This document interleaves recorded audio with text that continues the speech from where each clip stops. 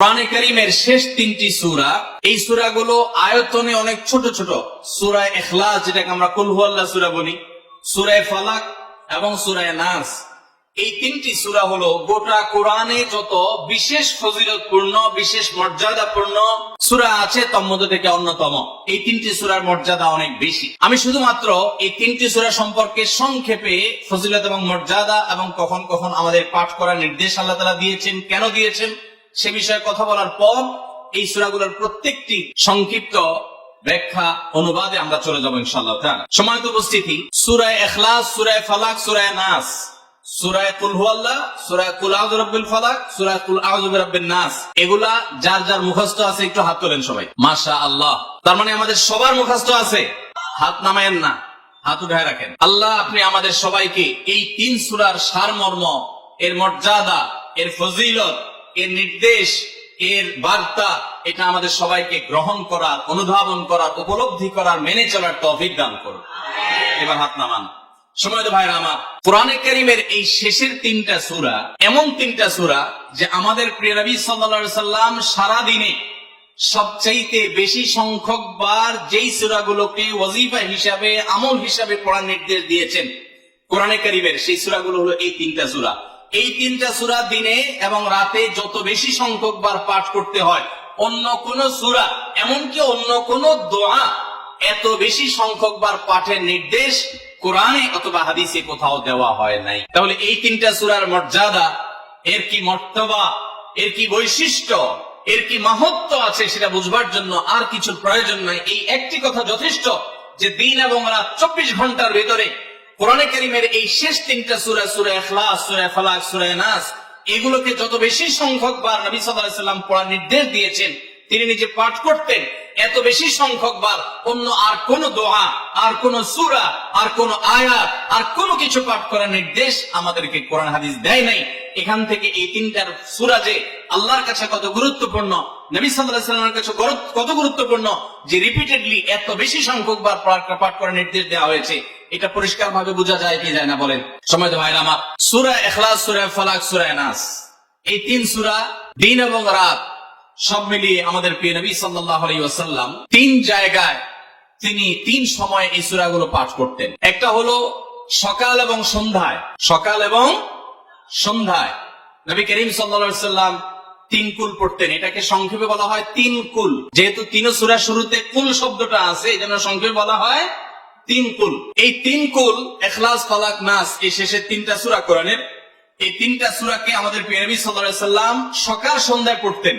একটা টাইম পাইলাম, কোন টাইমে পড়তেন? সকাল এবং সন্ধ্যায়। সকাল এবং সন্ধ্যার পাশাপাশি তিনি রাতে ঘুমানোর আগে আবার পড়তেন। তাহলে দুইটা টাইম পাইলাম।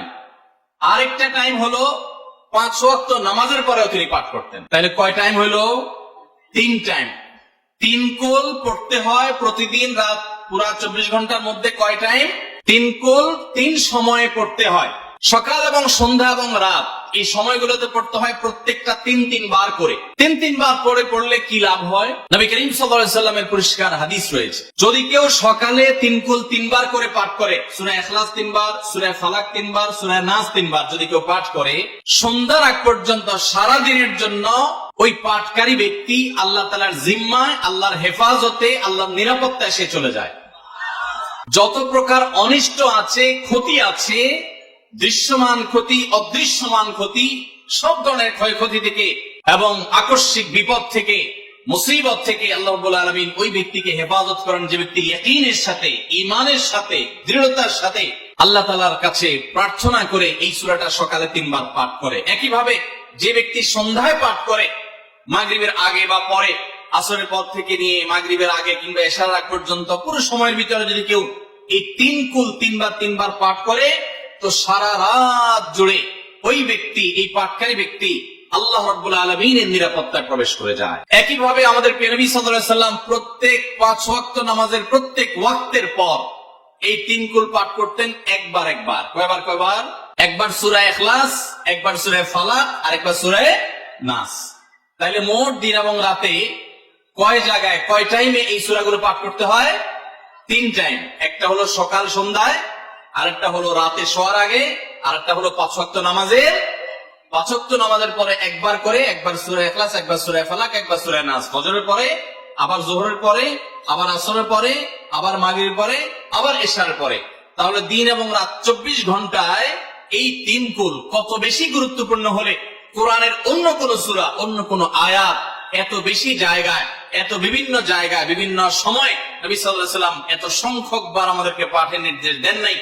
এখান থেকে বোঝা যায় এই সূরাগুলো কত গুরুত্বপূর্ণ, কত প্রয়োজনীয় এবং কত ফজিলত এবং মর্যাদাপূর্ণ। ভাইরা আমার, দিন এবং রাত 24 ঘন্টার ভিতরে 3 সময় এই সূরাগুলো মোট কতবার পাঠ করা হয়? আসুন আমরা হিসাব করি।